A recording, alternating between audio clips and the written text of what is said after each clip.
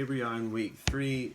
Take a look at your PowerPoint, of course, for your task list for this week. You'll have a practice assignment that will involve one discussion post and then a reply to another student's discussion post, and then a 2-part demonstrate assignment with an assignment portion and then a discussion portion. And of course, don't forget the QQC, question, quote, or comment, upon the reading, and also a self-reflection at the end. So we're discussing social settings and then developing relationship with young children. Social settings that we'll cover are 3: the home, the school, and the community. That's obviously from your home, school, and community textbook. So first, let's focus on home. By home, what we're referring to is not necessarily a house or even a configuration of family, but the early experiences of a child wherever they are brought up. So a child's home might very well be a foster care situation or multiple foster care situations, might be a foster home, might even have degrees of homelessness, somewhat strangely as their home experience. But what we're focusing on when we describe home experience early in life really refers to the aspects of attachment that a child is introduced to. Attachment is a concept that we're going to be talking about today, and I'll ask you to do a little more research on yourself. Secure attachment refers to basically a healthy and well-struck balance between me as an independent person, individual, connected with the differentiated but important others in my life. So it's not an over-reliance on myself with a disconnect from others, and it's not an over-reliance on others with a lack of a sense of strong self. So the balance of those two things is what we refer to by the term secure attachment. And the type of attachment that we grow to have is really contingent upon or depends upon our earliest relationships. We look back on those early relationships and can make sense of them in new ways and alter our sense of attachment, but the foundational groundwork is really set early on. And part of early experience with regard to relationships and attachment has so much to do with trust and the sense that there is a safe haven to return to after exploring out or venturing out into the world. And so a concrete example of that might be something like a very young child, 9 months to 12 months, is with their mother or father or their primary caregiver, whatever that looks like, and they're near enough physically to them to feel them and know that they're there and feel secure by that, assuming it's a securely attached relationship. So they're entering into a new, unfamiliar place, and what does the child do? The child is set down, kind of begins to gather themselves and observe what's around them, and then might begin to venture off away from caregivers. See what's out there. There's basically a big panoramic of unknowability there, so what we do as humans is go and explore. Inevitably, when we go out to explore in that uncomfortable place, but somehow also exciting place of discovering new things about the world, we will bump into something that we come close to not being able to tolerate. It's distressing, it's difficult, it's painful, it's scary. And what we do when we get to that point in our exploration is we turn ourselves and return back to the secure base of attachment that we hopefully have developed with our caregivers. So that's really a primary part of what early caregiving is, providing the safety of protection and nutrition and things like that. It provides early secure attachment will provide a sense of being seen, or for the child to know that they are an individual that has been seen by another and is paid attention to.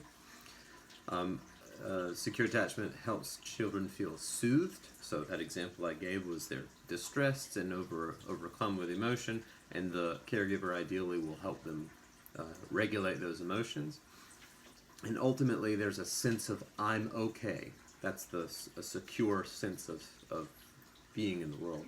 So I'm okay even if there are painful things happening to me. I'm okay in a kind of absolute sense, even if there's something that really frightens me in the world. And another important concept related to attachment is what's called epigenetics. Epigenetics is a really interesting concept that I'm only going to gloss over here, but what it refers to is the fact that we're all born with some essential ingredients of our genes. Okay, we inherit our genetic makeup, and there's no changing that.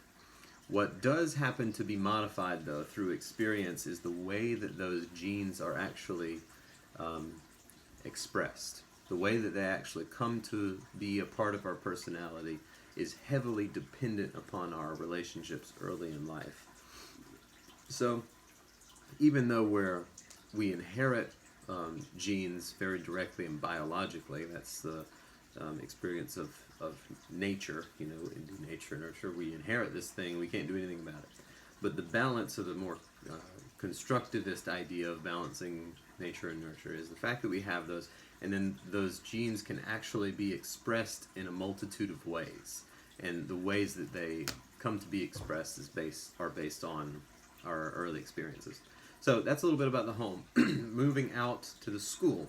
The school represents an area that we might think of as a mesosystem. Meso means middle, and so we're kind of going the middle between the central environment of the home and the individual, in between that and the broader socio-cultural context of the broader world. And so movement from the home to the school represents a movement from the central portion of the child's world out to the mesosystem, or the middle location. And it's during this time that a sense of self, a sense of who I am, or the fact that I am, is going to be bolstered and strengthened through interactions with other children. The way we come to have a sense of self, a sense of me or I, is actually in early relationships in the home through attachment relationships. We learn about who we are based on how others basically reflect to us that we are. So parents or caregivers' job, in large part, is to basically show a child who they are through their relationship with them. And that is, set and developed early on in the home, and then it's essentially practiced out. Child then moves into the school system or a school type of environment with other peers or other newer adults, and they get to practice being themselves in a certain sense. But the attachment importance doesn't stop there, though. The relationships they develop actually continue to influence their attachment and their style of having relationships in the future. All right, moving from the mesosystem out to the community, the broader context. This is could be thought of as a little bit later in life, starting around the primary years, where our awareness of the world around us broadens quite a lot. So the child's experience of the community, of that broader environment, is really contingent upon or is influenced heavily by the parents or the family's view or decisions to use resources of the community. So that's a sort of attitude inheritance, one might think of as happening there. When we broaden out like that, we will inevitably bump into a lot of new people that have different backgrounds, different cultures, different attachment styles, things like that. So we have a sense of transculturalism happening. We're exchanging our sense of who we are and the other sense of who they are, and learning new things about them, and that's influencing how we think of ourselves as well. Another important concept here is social capital. So we might think of attention, human caring attention or awareness of the other, as being somehow could maybe be thought of as the highest form of currency. And the reason I say that is that without attention, we don't thrive. Without mutual secure and reflective attention with other people in relationships, we as human beings don't thrive. So interactions with new adults in the community, new peers in the community, and as a child ages, even younger children in the community, that means outside or broader than home or the school, one finds themselves balancing a sense of social capital, or having noticing the way that attention becomes a different type of importance in the broader scheme of things. Okay, so for your practice portion of this week's lesson, what I want you to do is use the resource I've uploaded to Blackboard. I've simply labeled the file attachment. It outlines 5 key components to developing or fostering secure attachment early in life. It's based on a lot of Dr. Dan Siegel's attachment research. If you've had me before, I'm sure I've mentioned him before because I admire him a lot, and he's a very reputable source for attachment research. And I want you to use that resource, and then research 2 or 3 other online resources on your own, and I want you to show me where you found them, and try to aim toward something as close to peer review as possible. That means something that might have been published or featured in publications that are educational or research-driven publications, journals of early development, things like that. You can get a lot of resource from self-generated blogs and websites, but there's not often the appropriate backing research sources that are there. So, but reply or set a discussion post to share some of the findings that you have, and what I want you to try to find is some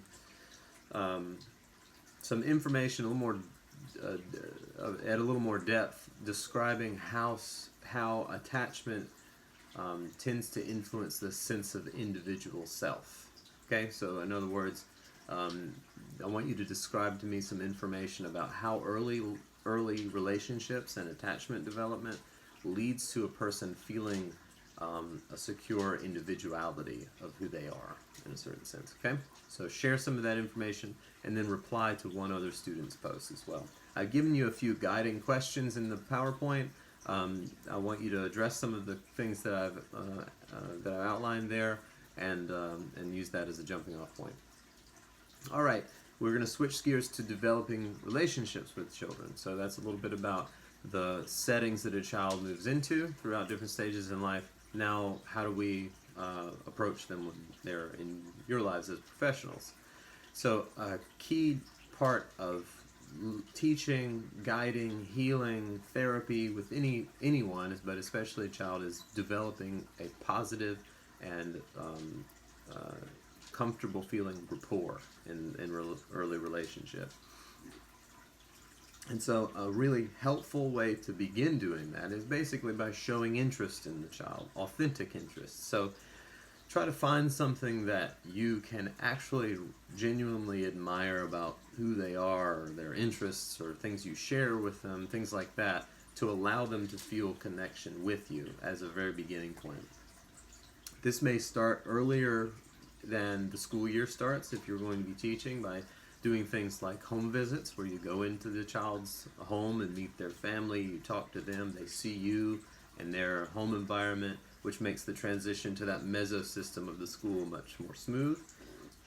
And you also might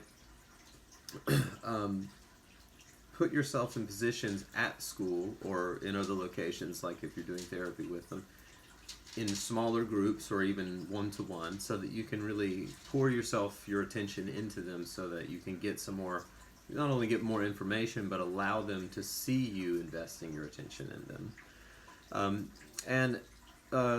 You'll also notice that there'll be lots of different types of kids, so you'll be approaching new lives or new worlds that you might not be familiar with. So in addition to some commonalities you might find with them for interest, you might also show your interest and enthusiasm for the differences that are there, different cultural or linguistic kinds of variants that you might find in other children. Disability. With disability comes a whole new take on the world, and just pouring yourself and your interest into that is a way for them to see you invested in them. And also with children who are gifted and talented, exploring with them the things that they're noticing unfold in their own lives and their interests and enthusiasm. While you're developing relationships with the child, you're also extending that to the family, of course. That helps you get the deepest background of the child as possible, so understanding things like the demographics of the family, who it's made up of, what types of people are there, how many people are there, things like that, the quality of relationships that are there, any aspects of that are different than yours, different than your family or different than your understanding of families.